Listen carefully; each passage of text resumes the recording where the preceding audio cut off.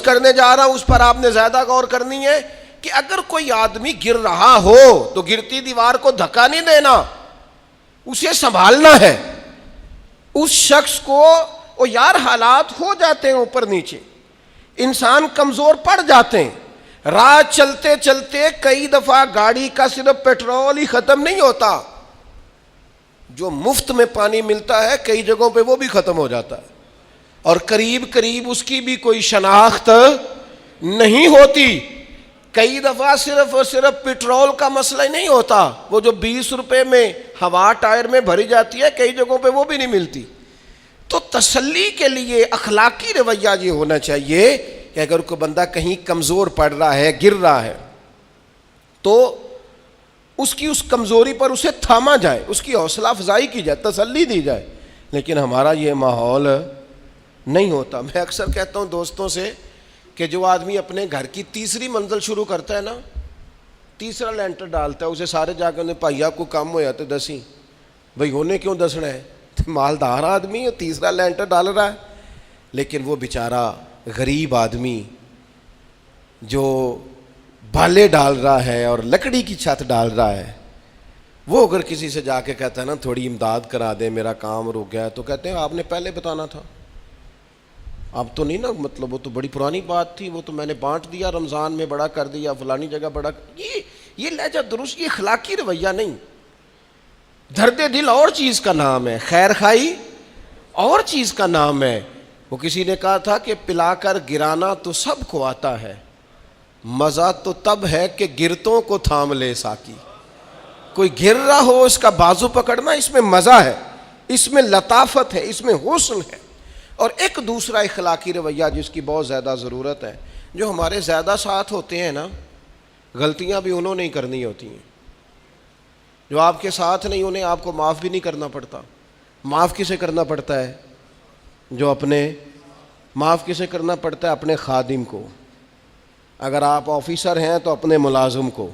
معاف کسے کرنا پڑتا ہے؟ اپنے بہن بھائیوں کو، رشتہ داروں کو، اہل خانہ کو. معاف کسے کرنا پڑتا ہے؟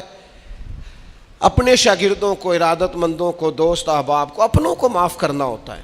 کسی کے ساتھ آپ کا کئی دفعہ دوست آ جاتے ہیں، میں عمرے پہ جا رہا ہوں، کوئی غلطی ہوئی تو معاف کر دینا. تو میں کہتا ہوں مجھ سے آپ کیا معافی مانگیں گے، آپ ادب سے مل کے چلے جاتے ہیں. جن کے ساتھ آپ کا اٹھنا بیٹھنا ہے ان سے معافی مانگیں.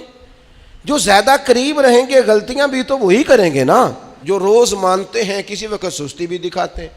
تو معاف تو کرنا ہوتا ہے اپنوں کو. ایک خاص بات کروں آپ سے، بیٹیوں کو معاف نہیں کرنا پڑتا، معاف بہو کو کرنا پڑتا ہے. کر کے تو دیکھو نا یار. ایک معیار ہے بیٹی کے لیے، وہ بیاہ کے کسی جگہ گئی ہے، اس کی شکایت آئی ہے، تو ہمارا جواب یہ ہے کہ ابھی بچی ہے، سیکھتے سیکھتے سیکھ جائے گی. یہ جواب بنائیں بہو کے لیے. اگر وہ غلطی کرے، اس کی ساس شکایت کرے، اس کا خاوند شکایت کرے، تو یہ بہو کے لیے بولیں کہ ابھی بچی ہے، سیکھتے سیکھتے. یہ بہو کے لیے بات کریں کہ بچی ہے، سیکھتے سیکھتے. یہ بہو کے لیے ضرورت ہے اس کی. بیٹی کے لیے تو اس کی ضرورت، بیٹی غلطی کرے تو اس کے وکیل بن جاتے ہیں. ساری زندگی ساس سسر اپنی بیٹی کے وکیل رہتے ہیں اور اپنی بہو کے جج بنے رہتے ہیں. اس کے لیے فیصلے سناتے ہو، اس کی وکالت کرتے ہو. یہ بیٹی نہیں کسی کی، اس کے جج بن گئے ہو، اس کے حق میں فیصلوں کا اعلان ہے، اس کے لیے وکالتوں کا اعلان ہے. چھ معنی دارت. مسلمان کا یہ اخلاقی رویہ نہیں ہوتا. نبی پاک علیہ الصلوۃ والسلام نے ہمیں سبق دیا ہے، جو قریب رہنے والے ہیں انہیں تو معاف کرنا ہے، دوسرے کو تو معاف کرنا ہی نہیں پڑتا. اپنوں کو ہی تو معافی کی ضرورت ہوتی ہے، چونکہ اپنوں نے ساتھ رہنا ہے. حضرت انس بن مالک رضی اللہ تعالیٰ عنہ یہ بڑے خوش نصیب خوش بخت انسان ہیں. کہتے ہیں میری اماں خود مجھے حضور کی بارگاہ میں چھوڑ گئی تھی کہ یا رسول اللہ یہ آپ کی خدمت کرے گا. کہتے ہیں میں نے 10 سال حضور کی نوکری کی ہے، نبی پاک نے کبھی اوف بھی نہیں کہا. بلکہ بخاری مسلم میں ایک انوکھی بات موجود ہے. فرماتے ہیں مجھے ایک دن حضور نے فرمایا جا یہ کام کر کے آ. کہتے ہیں میرے دل میں یہی تھا کہ فوراً جاؤں گا. اسی طرح لفظ موجود ہیں، میرے دل میں تھا جاؤں گا، کر کے آؤں گا. حضور نے فرمایا کر کے آ. دل میں پکا ارادہ تھا جاؤں گا، لیکن اپنی زبان سے میں نے کہا حضور میں نے کوئی نہیں جانا.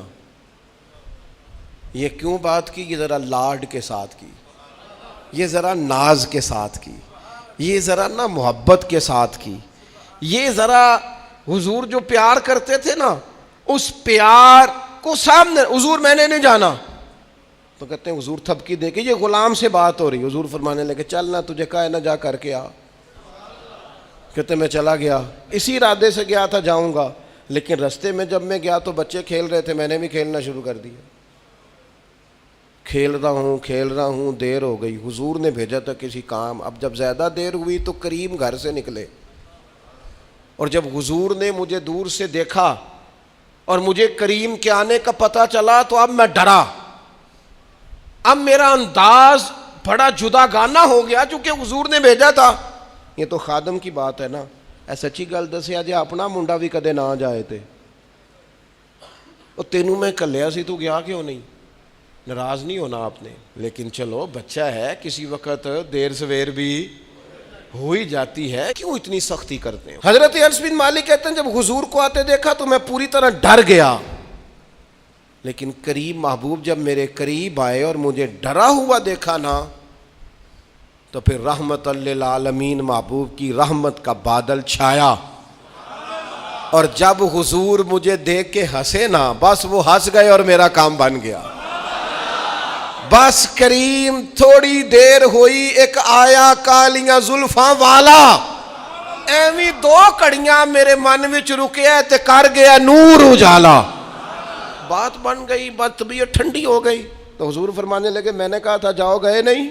اب جب حضور مسکرا گئے تو بات ہی ختم ہو گئی. یا رسول اللہ صلی اللہ علیہ وسلم جانے لگا ہوں.